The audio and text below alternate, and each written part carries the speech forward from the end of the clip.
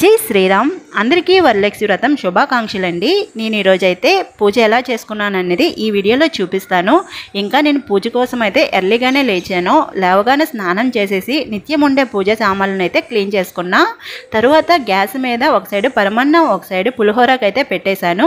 ఇంకా ఇప్పుడైతే పూజకైతే సిద్ధం చేసుకుంటున్నా। ఆ తల్లికి చెప్తున్నా, తల్లి నా వల్ల నా బిడ్డ వల్ల నా భర్త వల్ల ఏ అపరాధాలున్నా దోషాలున్నా క్షమించి ఈ వ్రతం నీకు మెప్పించేలా నేను చేయగలిగేలా దీవించి తల్లి, ఎందులో దోషాలున్నా తప్పులున్నా క్షమించు అని చెప్పేసి ఇంకా సిద్ధం చేసుకుంటున్నానండి పూజకి। ఇక్కడ నాకు తగిన తోహతకు తగినట్టే నేను పూజ చేసుకోగలిగాను తల్లి అని కూడా చెప్పాను। నా పెళ్ళయ్యాక ఇది 4వ వ్రతం అండి నేను చేసుకునేది। 3 వ్రతాలు మా అత్తయ్య వాళ్ళ ఇంటి దగ్గరే చేశాను, ఇది ఇక్కడ చేయవలసి వచ్చింది। కొన్ని కారణాల వల్ల వెళ్ళలేకపోయాము ఇంటికి। ఇంకా మా అత్తయ్య ఉండేటప్పుడు నాకు హెల్పింగ్లా అనిపించేది, మా అత్తయ్యకి నాకు మా అత్తయ్యలా అనిపించేది నాకైతే। ఇక్కడ మొత్తం నేనే చేసుకోవాల్సి వచ్చింది, ఒక్కదాన్నే చేసుకోవాలి। ఇంకా దానికి తోడు మా హిమాన్స్ని కూడా చూసుకోవాలి కదా, వాడికి స్కూల్కి వెళ్ళేలాగా ఫుడ్ పెట్టాలి ఇవన్నీ, అందుకే వాడు స్కూల్కి వెళ్ళేలాగా నా పూజ చేసుకోవాలి। స్కూల్కి వెళ్ళేలాగా అంటే అంతకన్నా ఇంకా ముందు, ఎందుకంటే వాడికి తినిపించాలి కూడా।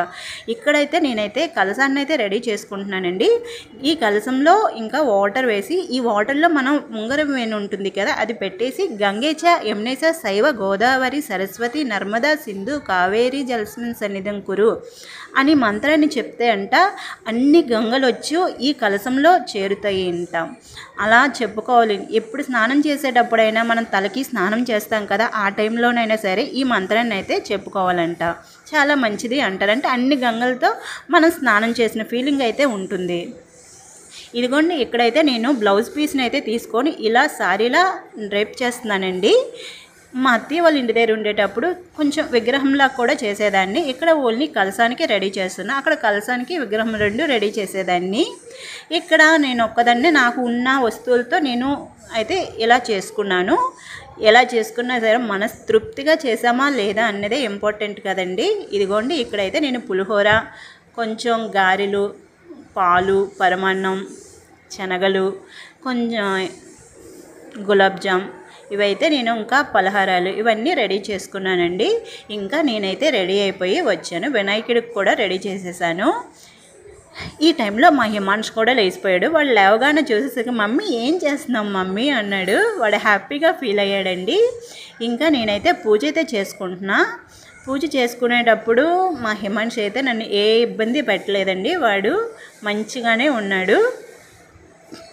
వాడి కోసమే ఎర్లీగా లేచాను అనుకోండి, 10 తర్వాత కూడా ఈ పూజ చేసుకోవచ్చంట, కానీ నేనేమంటే 8 లోపలే చేసుకోవాలని అయితే ఈ పూజ అయితే స్టార్ట్ చేసుకున్నాను। ఎర్లీగా చేసుకుంటే ఆ తృప్తే వేరే కదా, నాకైతే అలానే అనిపించింది। ఇంకా నా పూజ అయిపోయాక వాడి కోసం ఏమంటే ఈ పులిహోరనే ఇవే తినిపిద్దామనేసి ఇంకా అనుకున్నాను, ఏం చేస్తాడో చూడాలి। ఇంకా రా హిమాన్ష్ అని చెప్తే లేదు మమ్మీ అంటున్నాడు। ఇంకా నేనైతే పూజ అయితే మంచిగా చేసుకున్నానండి, లక్ష్మీదేవిని మెప్పించేలా చేయగలిగితే చాలు అనిపించింది నాకు। తృప్తి అయితే లక్ష్మీదేవి తృప్తి అయిన ఫీలింగ్ అయితే మనకు వస్తుంది కదా।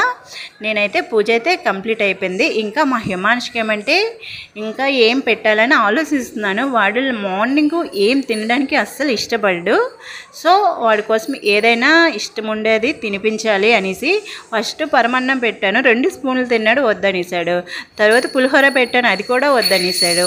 అంటే మార్నింగ్ టైంలో వాడికి తినడానికి అస్సలు ఇష్టపడదు।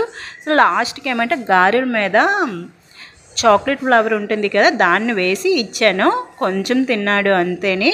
వాడికైతే ఎప్పుడు ప్రతిరోజు జ్యూస్ అయితే చేస్తాను కదా, ఈరోజు అయితే చేయలేకపోయాను। వాడికి ఏమంటే గులాబ్ జామ్ ఒక్కటే బాగా నచ్చింది, అదే బ్రేక్ బాక్స్ పెట్టమంటే పెట్టేశాను। ఇంకా లంచ్ అయితే తీసుకువెళ్ళలేదండి, పంపించాలి।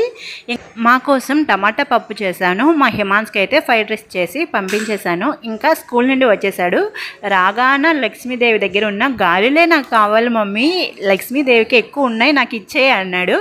తీసుకో నాన్న నీకు ఇస్తుంది అన్నాను। ఇదేనండి వ్లాగ్।